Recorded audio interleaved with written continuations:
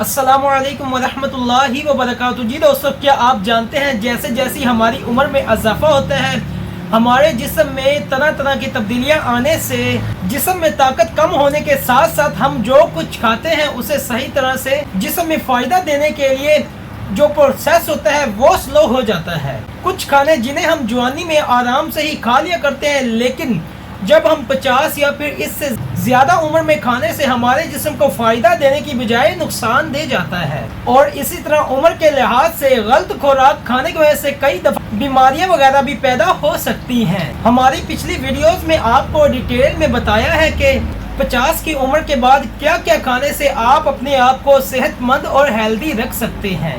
लेकिन आज की इस वीडियो में हम आपको दो ऐसी मुख्तलिफ खाने की चीज़ों के बारे में बताएंगे जिन्हें आपने 50 की उम्र के बाद या तो खाना नहीं है या फिर ऑलमोस्ट खाने से बचना है या फिर कम खानी है। क्योंकि एक बेहतरीन सेहत के लिए जब हम आपको अच्छी खानों की जो चीज़ें हैं उनके बारे में कह रहे हैं तो साथ में ये भी ज़रूरी हो जाता है कि आपको बुरी चीज़ों से महफूज रखा जाए। तो दोस्तों चलिए शुरू करते हैं वीडियो को और जानते हैं उन दो खानों की पूरी डिटेल। जी दोस्तों, अगर हम नंबर 1 पे बात करें तो वो है शुगर। हमारी लिस्ट पे जो सबसे पहली चीज़ है और आम सी चीज़ है वो शुगर यानी चीनी है, जो कि वैसे इसके ज़्यादा खाने से किसी भी उम्र में फ़ायदा कम और जो नुकसान है वो ज़्यादा मिलते हैं। लेकिन अगर आपकी उम्र 50 साल या फिर इससे ज़्यादा है तो आपको शुगर बिल्कुल ही छोड़ देनी चाहिए। इस पे कुछ लोग पूछते हैं ऐसा क्यों है।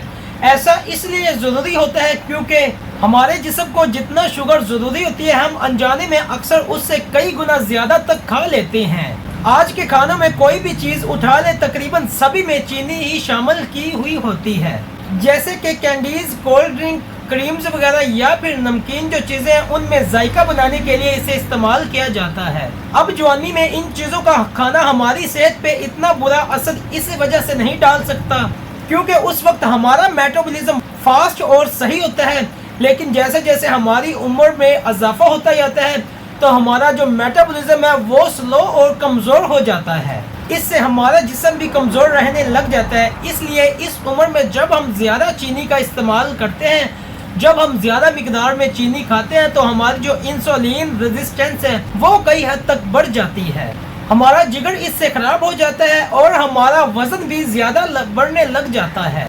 इसलिए अगर आप अपने आप को 50 साल की उम्र में फिट रखना चाहते हैं तो आपको चाहिए कि आप ये शुगर से बनी हुई जो चीज़ें हैं उनको अपने खाने में बिल्कुल ही निकाल दें, अपनी खुराक में इन्हें इस्तेमाल ना करें या एटलीस्ट कम इस्तेमाल करें। अब कुछ लोग ऐसे हैं जो चीनी के बगैर रह नहीं सकते, तो उन्हें क्या करना चाहिए, अगर वो चीनी वगैरह इस्तेमाल करना चाहते हैं तो वो उसके मुतबादल जो नेचुरल स्वीटनेस स्टीविया वो इस्तेमाल कर लें, जो पाउडर, लिक्विड या फिर ड्रॉप्स की शक्ल में आपको बहुत ही आसानी से मिल जाता है। जी दोस्तों, अब हम बात करते हैं नंबर 2 पे, तो वो है सोडा। 50 साल की उम्र के बाद सोडे का इस्तेमाल हमारी सेहत के लिए बहुत ही ज़्यादा नुकसानदायक है।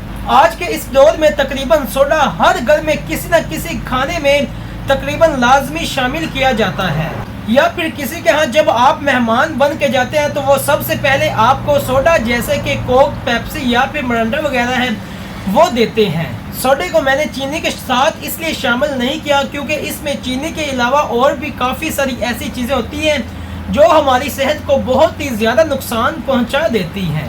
इसमें मौजूद फास्फोरिक एसिड की वजह से ये हड्डियों में मौजूद कैल्शियम को कम करने लग जाता है, जो कि 50 साल की उम्र के बाद आपके लिए और हमारे लिए बहुत ही ज़्यादा ज़रूरी होता है, क्योंकि कैल्शियम की कमी हड्डियों की काफ़ी सारी बीमारियों का बाइस बनती है। और जो शुगर की मिकदार है वो तकरीबन सिर्फ एक ड्रिंक में 30 से 40 ग्राम तक हो सकती है, जो कि अगेन डायबिटीज़ के होने और दिल की बीमारियों के खतरे को बढ़ा देती है। साथ में सोडे की वजह से मैदा भी कमज़ोर रहने लग जाता है। इसलिए 50 साल की उम्र के बाद जितने भी कार्बोनेटेड ड्रिंक्स हैं सबको अवॉइड कर दें।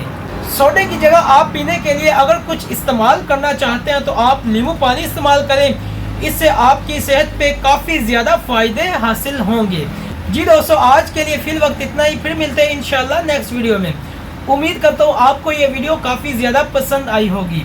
तो दोस्तों, अगर आपने मेरे चैनल को अभी तक सब्सक्राइब नहीं किया तो अभी कर लें ताकि मेरी आने वाली हर नई और मुफीद वीडियो आप तक आसानी के साथ पहुँच सके।